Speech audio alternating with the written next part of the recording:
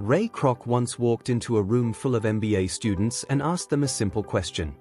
"What business do you think I'm in?" "Hamburgers," they said. "Obviously. You're the founder of McDonald's. You sell burgers." He smiled and shook his head. "My business is real estate." The students laughed. But Kroc wasn't joking. And 70 years later, the proof is sitting on McDonald's balance sheet. $42 billion worth of commercial property in some of the most valuable locations on Earth. More than 40,000 restaurants across 119 countries. A real estate portfolio so large it ranks McDonald's among the 10 biggest property holders in the entire world. This is not a fast food story. This is the story of the greatest hidden business model in modern corporate history, and the one man most people have never heard of who made it all possible. To understand what McDonald's really is, you have to go back to 1956.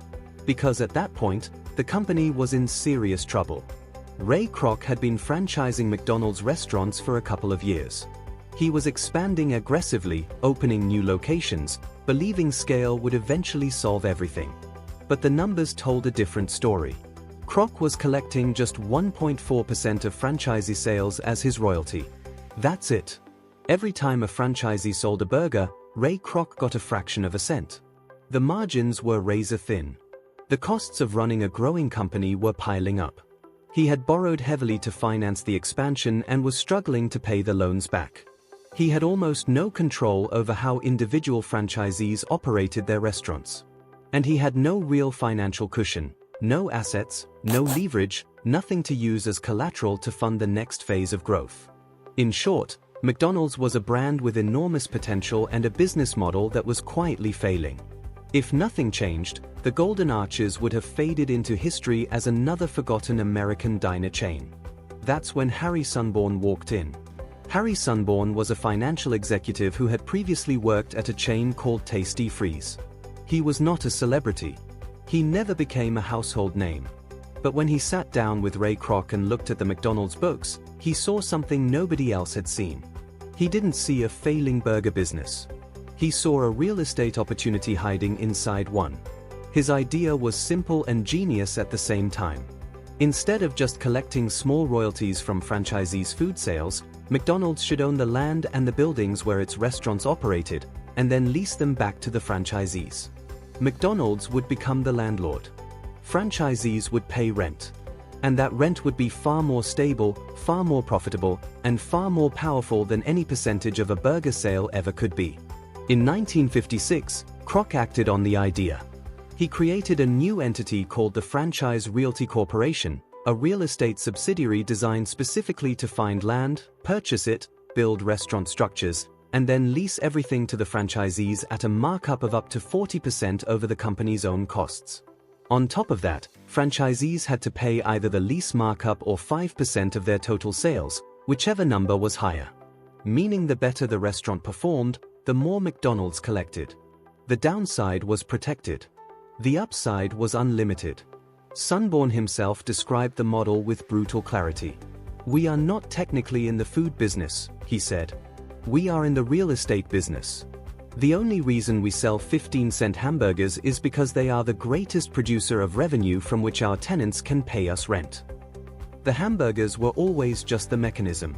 The real product was always the land underneath them. The results were immediate and dramatic. By 1960, just 4 years after Franchise Realty Corporation was created, McDonald's had 200 locations. By 1970, that number had crossed 1,000. The steady river of rental income gave Kroc the financial stability and the collateral to borrow more, expand faster, and plant McDonald's in the highest traffic, most valuable commercial locations in every city it entered. And the genius of the financial structure Sunborn designed was in how the numbers worked over time. McDonald's financed its property purchases at fixed long-term rates. But the rent franchisees paid was variable, tied to a percentage of sales. As inflation rose over the decades and food prices increased, franchisee revenues grew, which meant the rent McDonald's collected grew. Meanwhile, McDonald's own financing costs stayed flat. The gap between what McDonald's owed on its properties and what it collected from franchisees widened every single year. It was a money machine designed to get more powerful with age. Today, the numbers reflect exactly that. McDonald's owns approximately 45% of the land its restaurants sit on and around 70% of the buildings worldwide. Rent from franchisees accounts for 35% of McDonald's total global revenue. The franchise operating model generates 82% operating margins for the company, compared to just 18% for company-operated stores.